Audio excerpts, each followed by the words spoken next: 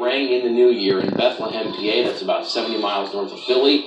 The giant peep is 4 foot 9 inches tall and it weighs 400 pounds. And in case you were wondering, as I was when I read the story tonight, why the town uses a peep for its celebration? Well, fun fact to know and tell, it's because the Peeps candy brand was founded in Bethlehem, PA. There you go, Dontae. Earlier in the newscast, we asked you how you like to celebrate New Year's Eve. 97% of you said you're staying at home. And we thank you for watching Channel 7 while you do. 2% are going to a party, and 1% said they are watching fireworks. So thanks for participating tonight.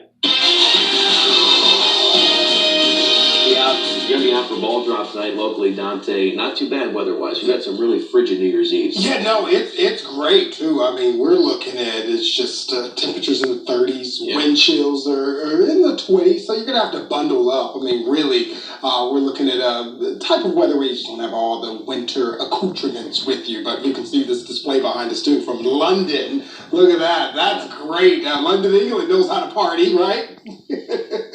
They certainly do, yeah. And it's and Auckland, New Zealand was also one of the first cities to lead the world into the new year and a new decade. And more than 1,000 pounds of fireworks were used in this display. And in Australia, though, devastating wildfires led to some cities having to cancel their fireworks display, but that was not the case in Sydney. Leaders there decided that the show must go on in the sky above its famed Opera House and the Harbour Bridge there. And Paris rang in 2020 not just with fireworks, but also a light show over the Champs-Élysées, right? The Champs-Élysées there, French city, took the chance to commemorate many things that happened in the last decade as a part of this celebration. You know, in Shanghai, in China, this was real cool. I don't know if you saw this. They used thousands of drones to have a light show. And they even showed a man walking in the sky. It was drones, like, walking in it as a shape of a man. It's just great. I mean, it's just fantastic there. All across the world. But here, well, we're quiet across the Miami Valley as far as weather-wise goes. And that's what we want. We don't want Mother Nature trying to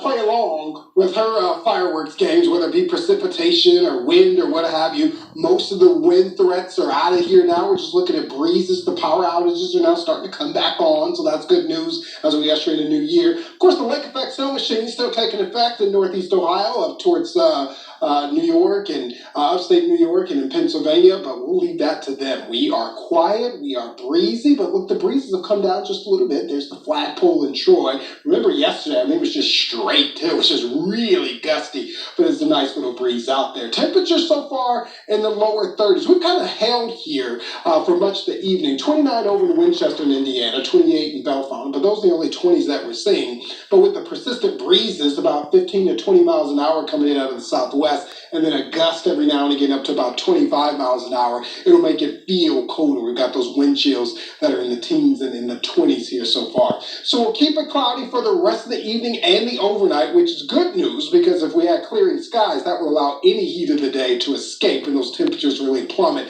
So the clouds act like a little snug blanket for us. So thankfully we have the clouds and we'll keep the temperatures in the upper 20s as we head into the overnight hours. Here's the temperature trend over the course of the next few days. As we get into 2020, a whole new decade, 41 degrees to start the decade off, 47 on Thursday, 56 on Friday. I'm liking these temperatures. 42 by the time we get into the weekend. A decade of warming, by the way. You think those are warm. Look back in the 1970s. The average temperature here, just barely about 51.8 degrees. And we've just warmed right on through the decades. 2010 looks like our average now, about 53.5 degrees. So certainly some things going on in the atmosphere that continues to warm it.